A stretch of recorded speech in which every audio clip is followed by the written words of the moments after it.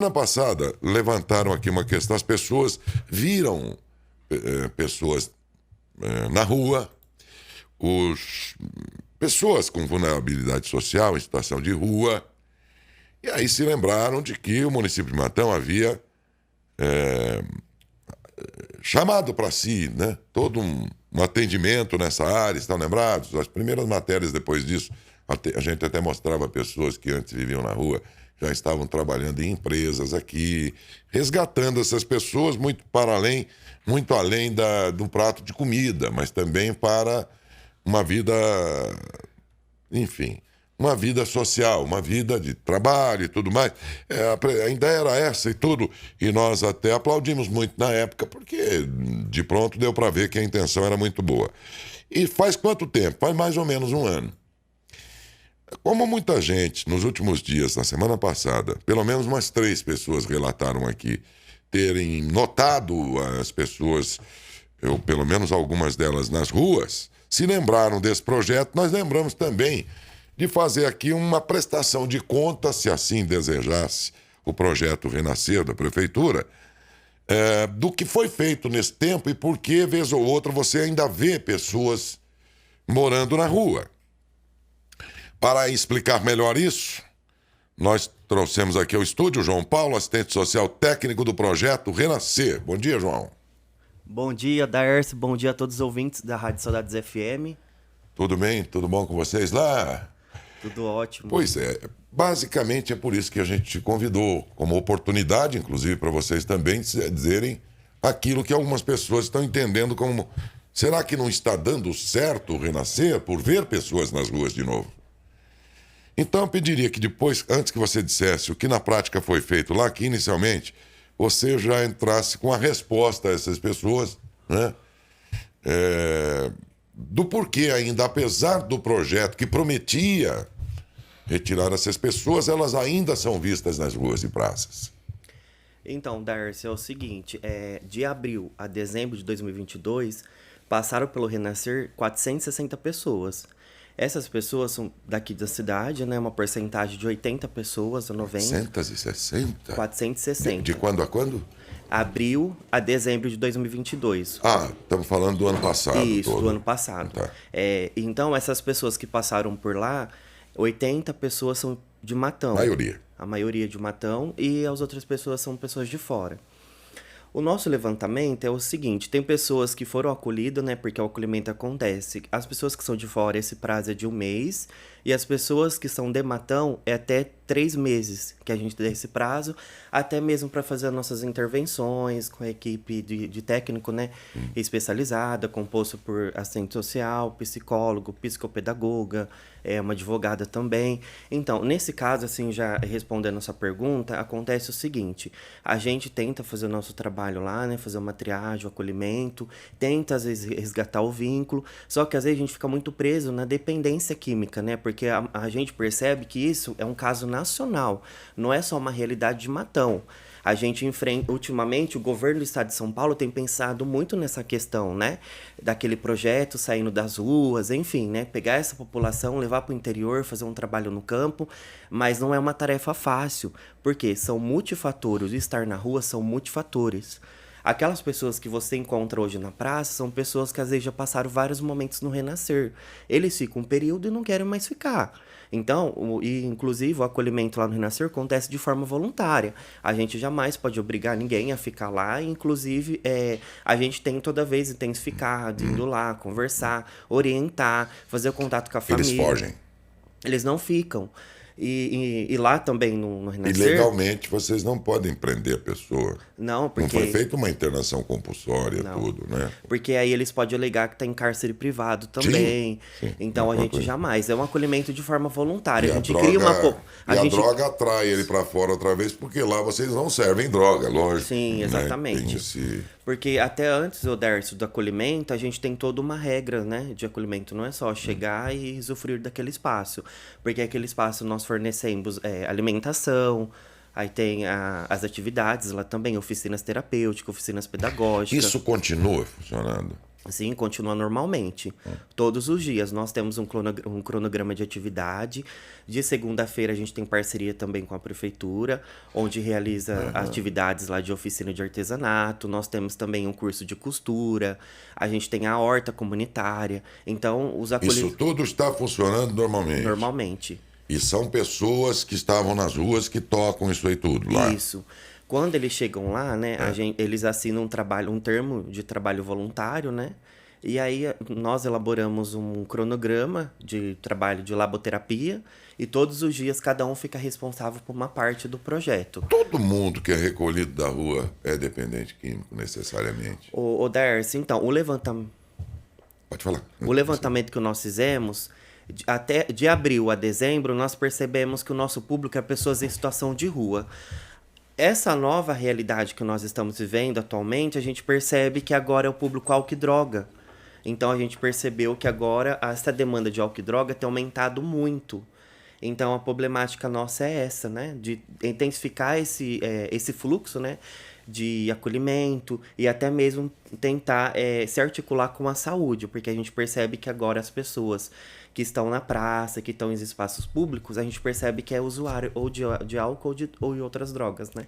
João Paulo, bom dia, Adalberto está falando. Bem, nós estamos aqui falando um pouquinho do trabalho que está sendo desenvolvido e, se não me engano, dia 18, agora amanhã, completa um ano desse trabalho aqui na cidade de Matão.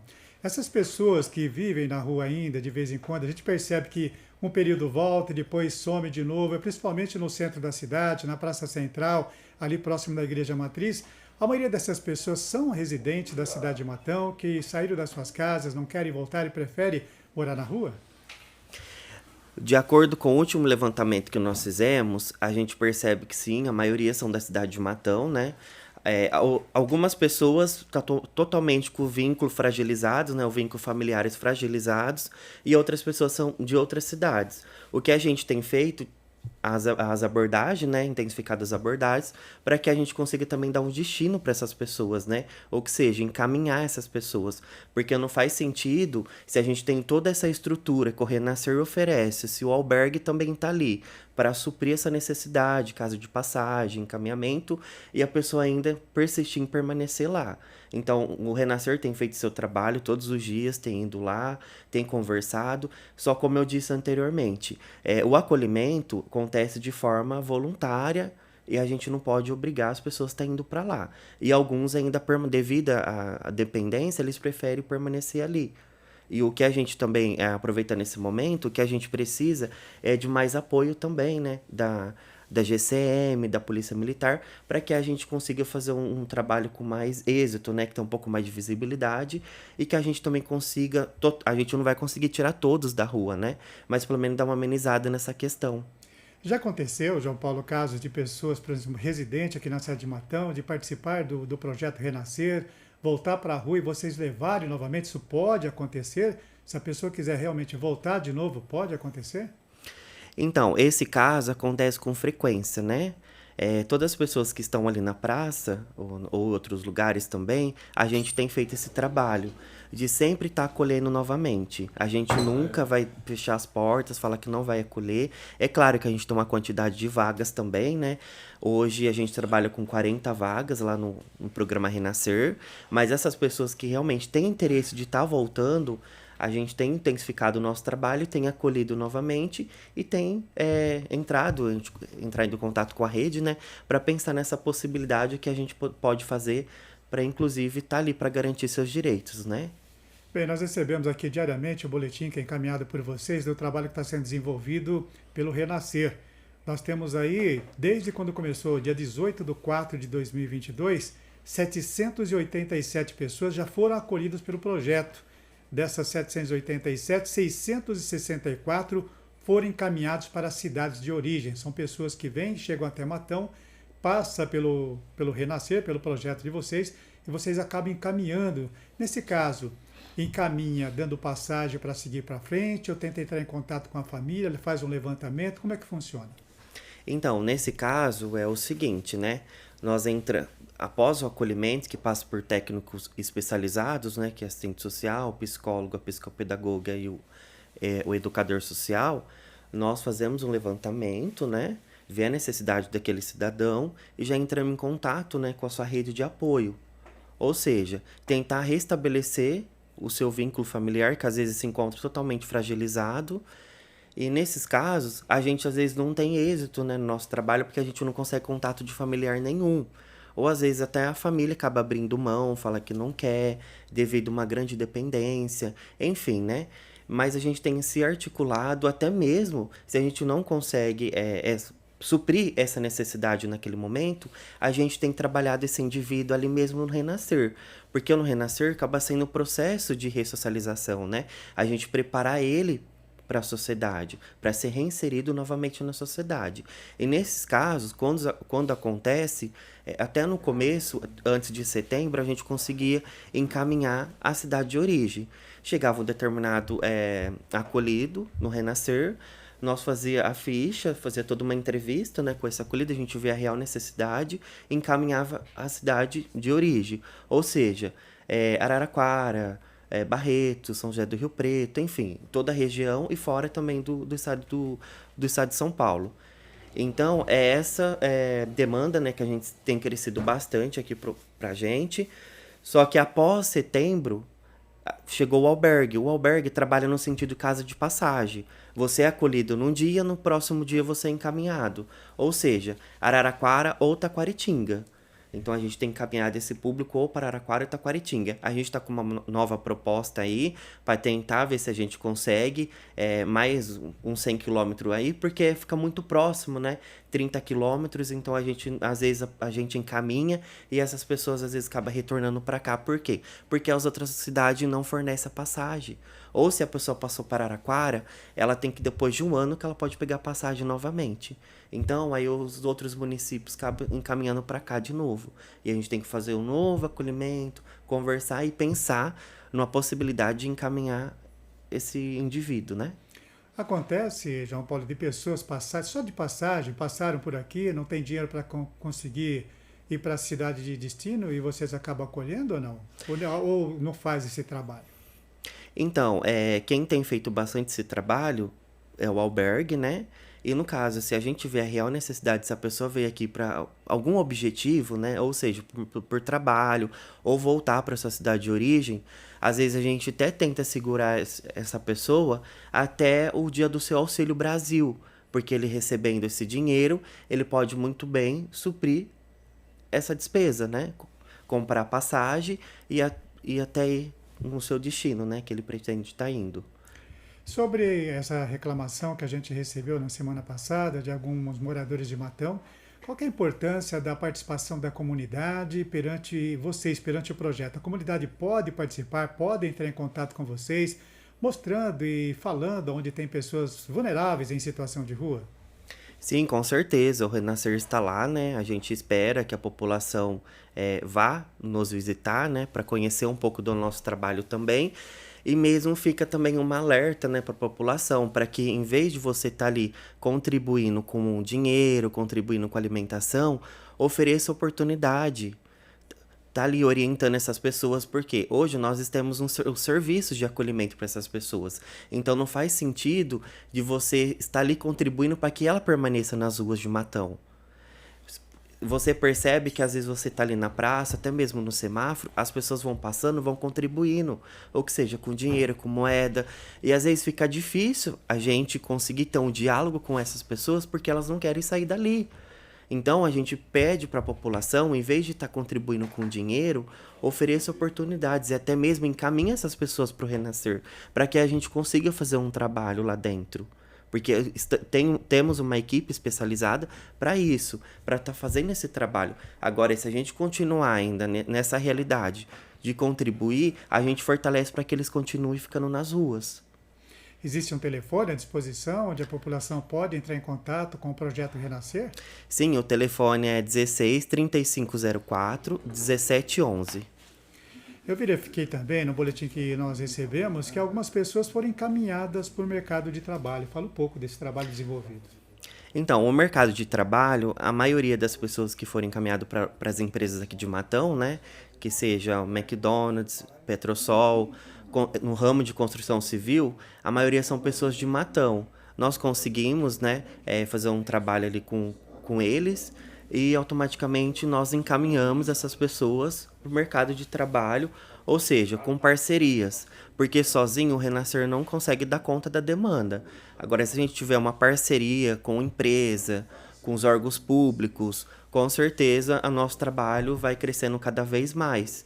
Mas esse encaminhamento aconteceu devido às parcerias, a gente viu a real necessidade, né, de estar fazendo esse trabalho com esse indivíduo, até que a gente consiga reinserir ele na sociedade, né, essa inserção no mercado de trabalho, que isso é muito importante. Como eles chegam totalmente fragilizados, né, por muitos fatores, eu acho que o trabalho já consegue desenvolver, né, essa capacidade de trabalhar essa questão da dignidade, trabalhar a autonomia. Então, isso é muito importante, né, desenvolvimento do ser humano.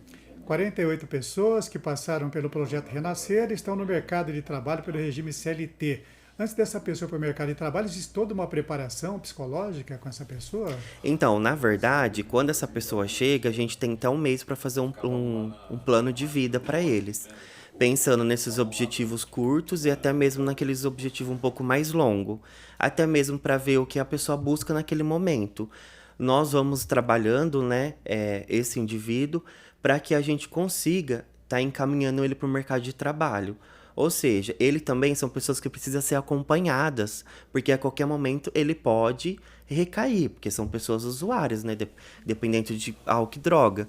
Então, a gente tem intensificado também, né, um acompanhamento aí com esses indivíduos, para que eles permaneçam, né, sempre firme ali, cumprindo com as suas responsabilidades. E a gente sabe que não é uma tarefa tão fácil, né, da gente encaminhar essas pessoas e até mesmo, às vezes, de permanecer, porque a gente está lidando com pessoas estáveis, né? Que sempre está ali lutando cada dia para estar superando esse bendito vício que não tem cura, né?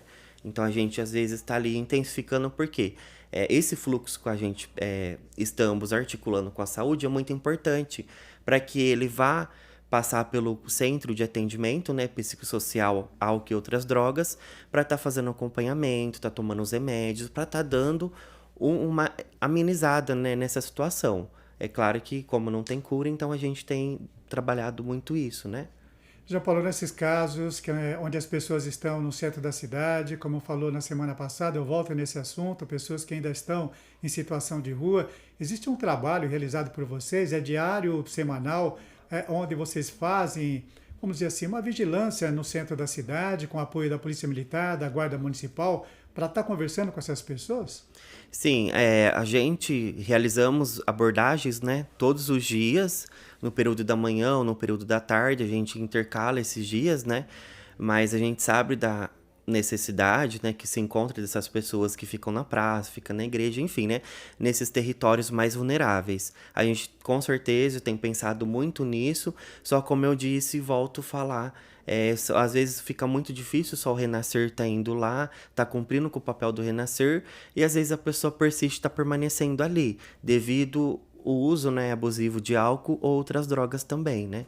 Então fica difícil às vezes a gente manter um diálogo, enfim, né? E o que a gente pede é mais apoio, né? Da Polícia Militar, da Guarda Municipal, porque sozinho a gente não consegue. A gente pode até lá conversar com ele, levar ele pro Renascer, porém, baixa o processo de abstinência, né? E ele acaba voltando para as ruas de Matão. E aí fica um processo difícil. Mais alguma informação importante passar para a comunidade nesse exato momento sobre esse trabalho que está sendo desenvolvido já há um ano aqui em Matão, que é o Projeto Renascer? Então, até hoje a gente gostaria, né, de estar agradecendo todas as pessoas envolvidas nesse projeto, ou seja, o prefeito Cido Ferrari por estar sempre ali conosco, dando todo o apoio, o secretário de Desenvolvimento Social, Enio, e a primeira-dama Márcia, né, e também a nossa presidente Camila Dardani. Então, gostaria mesmo de estar reforçando isso, né, a gente agora, a partir dessa semana, estamos com uma campanha, não dê esmolas, dê oportunidades, e eu acho que é isso, né? A gente precisa mudar essa realidade, porque não é uma realidade só de Matão.